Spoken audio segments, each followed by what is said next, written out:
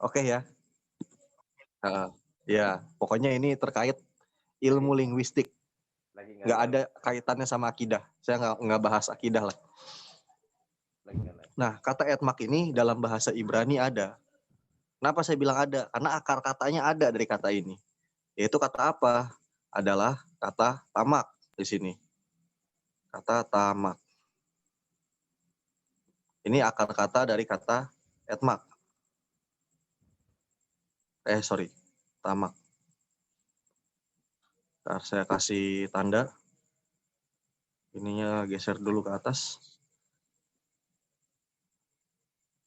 Saya kasih tanda akar ya, root. Lalu rumusan linguistiknya apa sih dari kata ini? Yaitu dari kata eni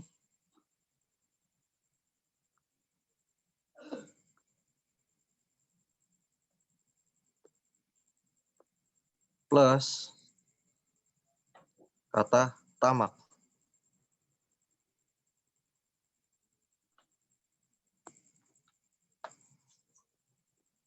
Ini di live kan apa enggak nih, Mas? Kita live kan ya? Ini lagi live. Belum. Baru tak belum. matiin live-nya tadi. Iya. Mau di live kan juga nggak apa-apa sih. Biar edukasi juga buat yang lain. Enggak apa-apa. Judulnya apa ini? Kita bikin judul apa? Judulnya apa ya? Penjelasan kata etmak. Kritik tag gitu aja ya. Boleh, kritik teks boleh, atau mengenal teks Hebrew ya boleh.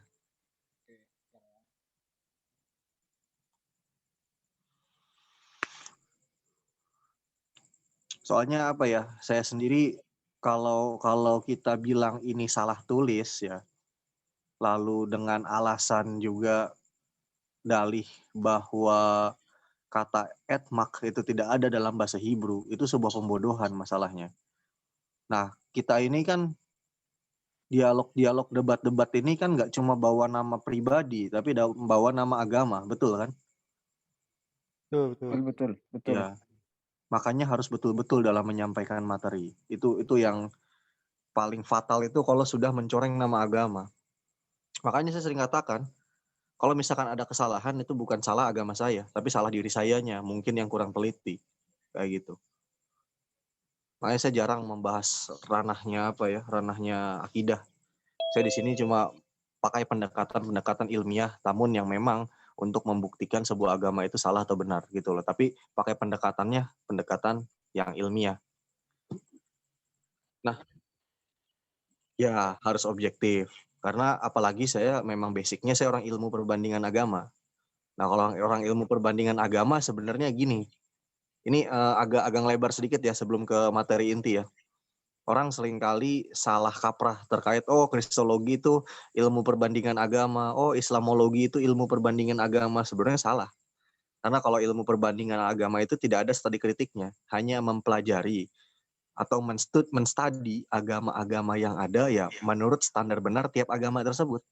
Jadi mempelajari kekristenan ya menurut standar Kristen yang benar itu seperti apa gitu. Lalu mempelajari Islam ya Islam yang benar menurut standar Islam itu seperti apa, mempelajari Hindu ya Hindu yang benar menurut standar Hindu seperti apa, dan begitupun agama-agama lainnya seperti itu. Jadi tidak ada salah benar, tidak ada kritik salah benar di sana. Kalau dalam ilmu perbandingan agama seperti itu. Nah, agaknya kawan-kawan yang bergerak di dunia kristologi ini kalau menurut saya ya kalau salah ya boleh dikoreksi. Saya orangnya open minded saya. Lebih canggih lagi, lebih hebat lagi, akan lebih tajam lagi kalau di awal itu jangan langsung ke kristologi. Tapi harus dilandasi oleh ilmu perbandingan agama itu sendiri dulu. Karena kenapa? Kita harus tahu dulu standar yang benar menurut Kristen itu seperti apa, standar yang benar menurut Islam itu seperti apa, standar yang benar menurut agama-agama lain itu gimana, gitu kan. Nah, setelah kita tahu mentahnya itu, baru kita carikan sebuah parameter yang kira-kira bisa diterima semua semua pegangan agama-agama tadi gitu loh. Lalu di situ kita uji dengan standar yang sama. Nah, agaknya cara yang kayak gitu atau metodologi yang kayak gitu itu lebih lebih rasional dan lebih ilmiah dan lebih objektif. Setuju nggak sama opini saya? Betul.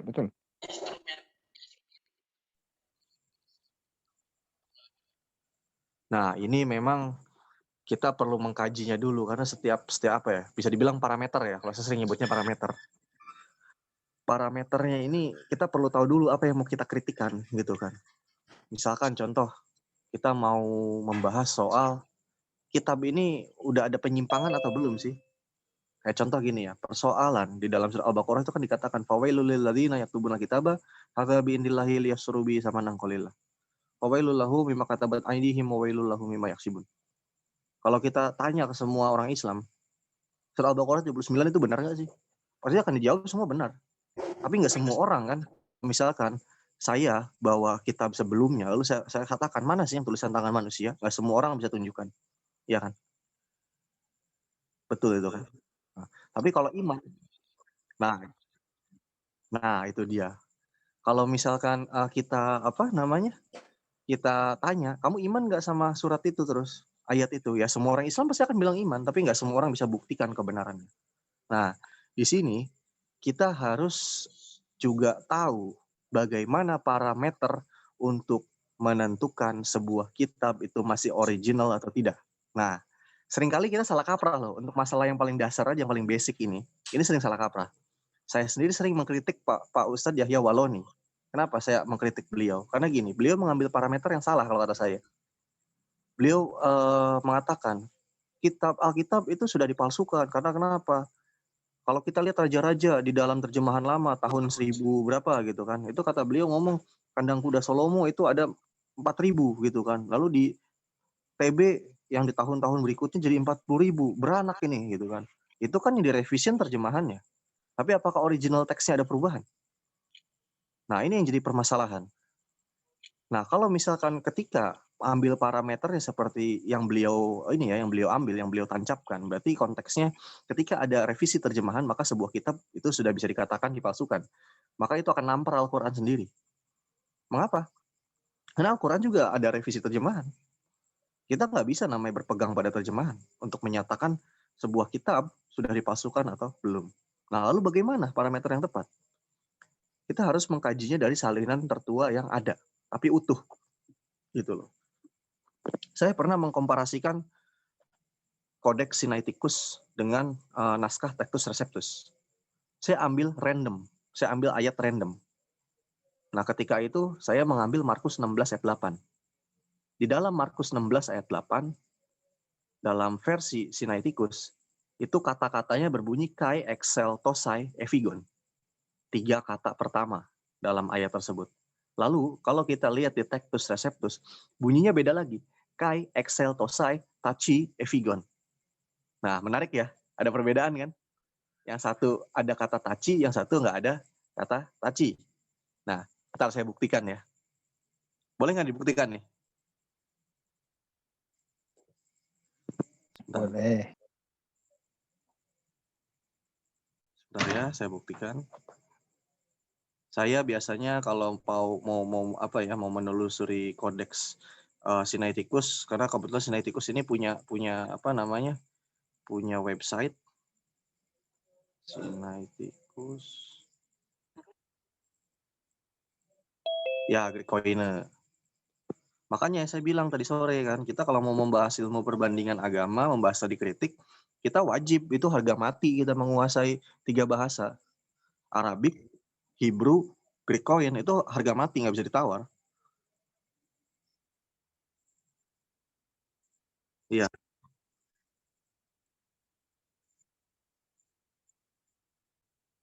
oke. Nggak apa-apa, nggak apa-apa. Saya open mind kok. Nanti, nanti saya akan jelaskan. Akan jelaskan juga dari sisi Qumran ya, yang apa yang dugaan kemungkinan itu salah tulis. Saya akan jelaskan. Saya juga cukup paham artikel itu. Makanya saya kalau untuk bicara salah tulis atau enggak sih, saya nggak bisa bilang pasti. Kemungkinan salah tulis. Karena nanti saya jelaskan kenapa saya bisa bicara kemungkinan. Nah, satu-satu ya, kita bahas dulu Markus 16 ayat 8. Markus 16 chapter 8. Chapter 16, sorry. Karena kebetulan saya di handphone ini nggak pakai laptop. Tapi terlihat ya. Sebentar, sorry. Tumben nih, wifi nggak ngadat. Kencang banget. 16:8. Jangan berharap membandingkan ayat 9 sampai 20 ya, karena Sinaiticus ini kodeks Sinaiticus Markus 16-nya cuma mentok lihat 8 masalahnya.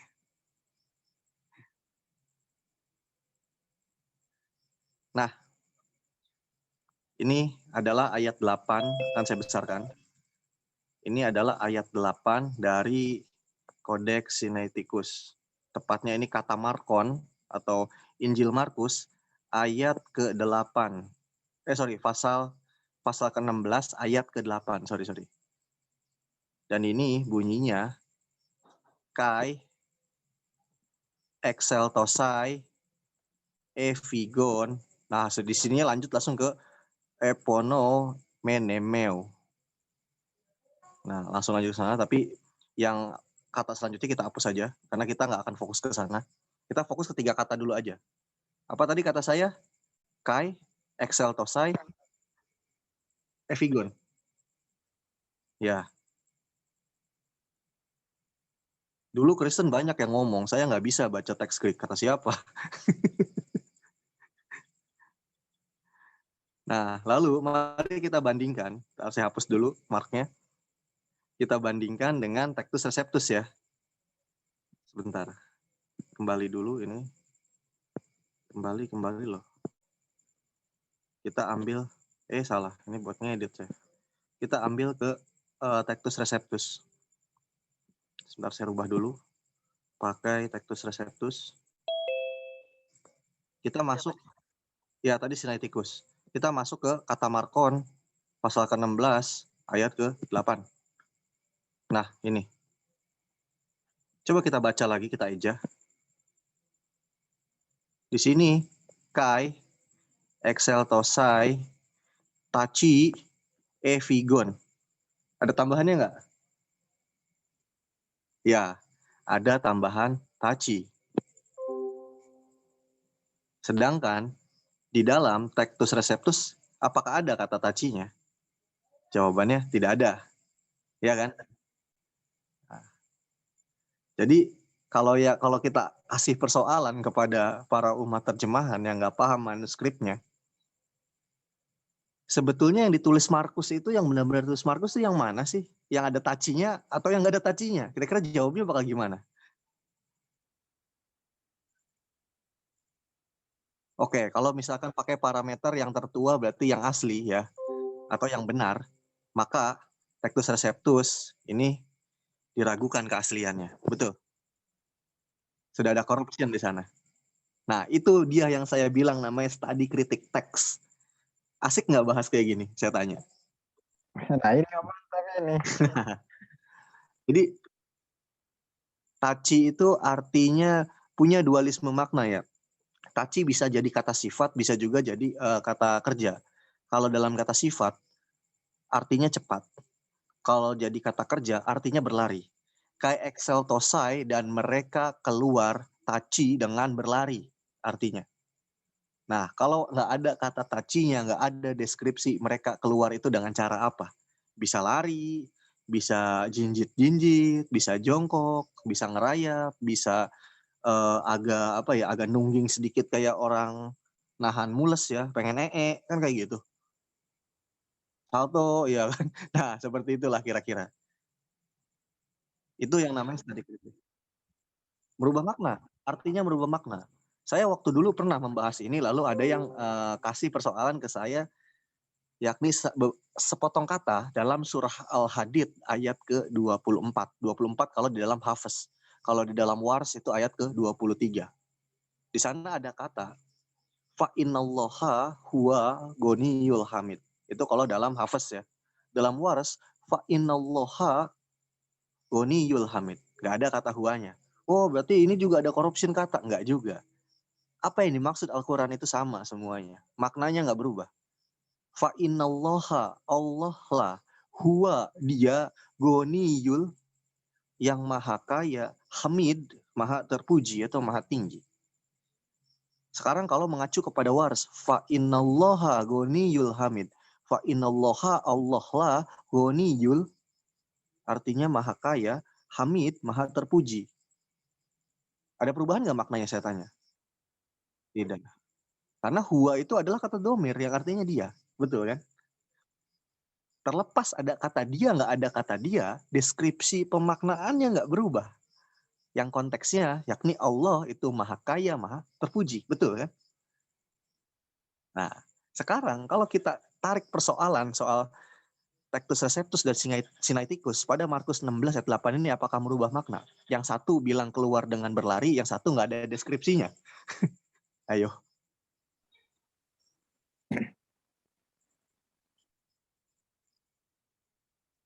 Iya,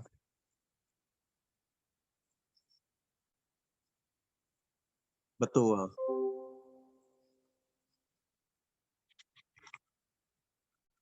Betul sekali. Itu yang saya maksud. Mudah ditangkap kan ya? Mudah dicerna kan? Sebetulnya studi kritik itu nggak mengerikan kan? Sebetulnya menyenangkan studi kritik itu. Bagi kita yang memang teliti gitu loh. Itu menyenangkan. Kita akan bisa bisa apa ya? Bisa tak terasa kita berjam-jam mencari teks-teks gitu kan. Bagaikan menyusun puzzle, itu menyenangkan. Saya pernah merasakan itu dan saya menyenangkan buat saya seperti itu. Bagi kita yang teliti ya, kita teliti yang dan ulet gitu loh. Tapi kalau kita temukan kesimpulannya di sini, itu sangat mematikan kalau untuk dibahas di dunia lintas agama. Saya katakan mematikan. Betul nggak?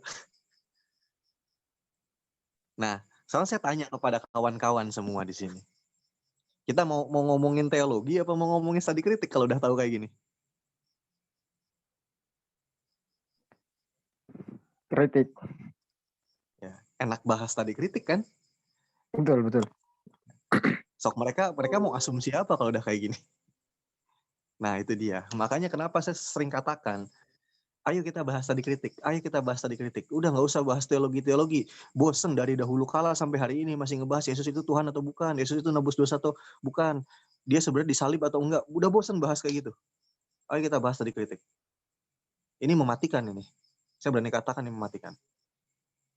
Dan persoalan, iya,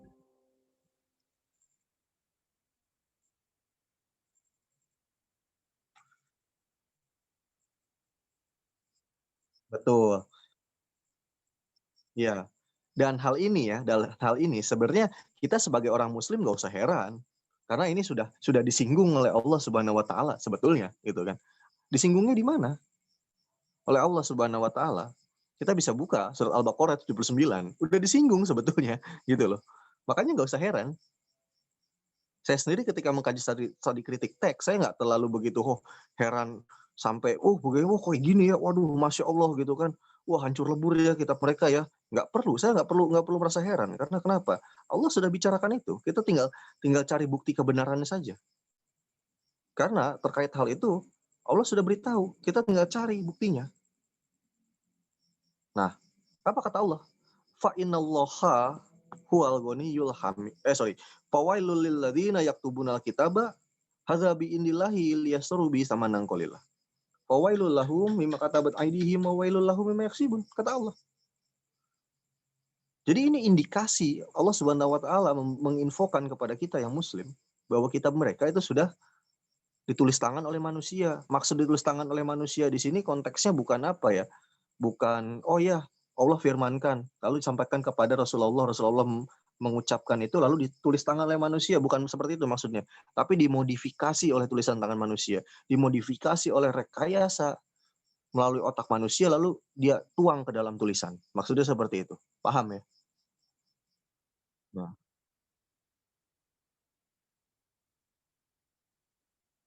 ya.